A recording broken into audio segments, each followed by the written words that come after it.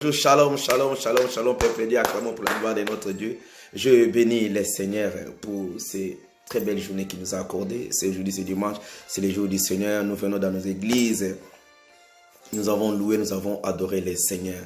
Et je dis encore merci au Seigneur pour ces beaux moments qu'il nous accorde encore, comme d'habitude, comme je vous ai promis. Et que chaque dimanche, nous serons là pour partager le message que Dieu met dans nos cœurs, que Dieu a mis dans mon cœur, pour parler au peuple de Dieu. Merci, que Dieu vous bénisse, vous qui me suivez maintenant, toi qui auras l'occasion de me suivre plus tard, mais que mon Dieu te bénisse. Cet après-midi, j'aimerais encore partager un court bref message avec toi. Est-ce que l'Éternel peut-il être contre nous? C'est le thème que j'aimerais partager ensemble avec vous. Ça, nous pouvons le lire dans le livre de Ruth 1, 14. On parle de la famille d'Elimelech. Ruth, son mari et des enfants. Ils ont pris la décision de quitter là où ils habitaient et d'aller de l'autre côté chez les Moabites. Parce qu'il s'est arrivé à ce moment, il y avait la famine qui a frappé leur pays. Oh, bien-aimés dans le Seigneur, ils ont pris la décision de partir. Je me redis quelque chose.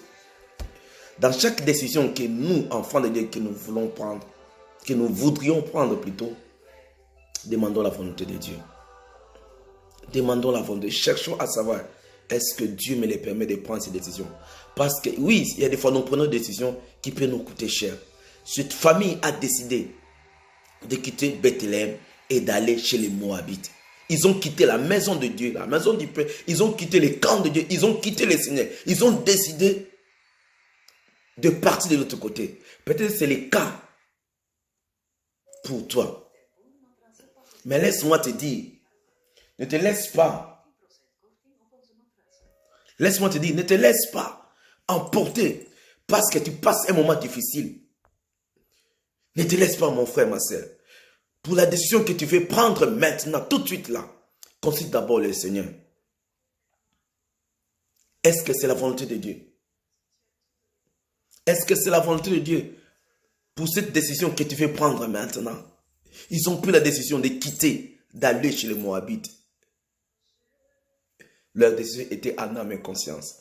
Mais est-ce qu'il y avait l'approbation de Dieu? Je ne sais pas. Mais lorsque vous allez lire dans ces textes, vous allez voir dans le livre de Ruth 1, chapitre 1, au verset 1 jusqu'à 14, qu'en partant, Ruth a tout perdu. Dans chaque décision que nous voudrions prendre, je t'en supplie, consultons d'abord le Seigneur. Est-ce que Dieu t'a permis de prendre cette décision-là que tu veux prendre maintenant? Est-ce que c'est le temps de Dieu? Est-ce que c'est le moment propice de prendre cette décision-là? Ruth et son mari, Elimelech, et ses deux enfants, ils ont pris la décision. Ruth était en accord avec son mari de sortir de Bethléem, d'aller dans le pays de Moab. Mais ce qu'il avait oublié, en allant, Ruth a tout perdu. Plutôt Naomi a tout perdu. Naomi, elle a tout perdu. Elle a perdu son mari et ses deux enfants. Attention à la décision que nous prenons chaque jour de nos vies. Cela peut nous coûter cher. Cher, très sœur, très frère dans le Seigneur. Avant de prendre une décision, en tant qu'enfant de Dieu, consultons d'abord le Seigneur. Cherchons l'approbation du Saint-Esprit. Si le Saint-Esprit est en accord avec toi, prends cette décision-là. Au cas contraire, ne le fais pas. Peut-être toi qui vas me suivre, tu ne connais pas le Seigneur. Je t'en supplie, viens chez nous. Viens. Viens du camp de le Seigneur. Viens chez le Dieu d'Abraham. Il guidera ta vie. Il te soutiendra. Il sera avec toi. Il ne t'abandonnera pas. Dans chaque pas que tu feras, dans chaque décision que tu voudras prendre, l'Éternel te soutiendra.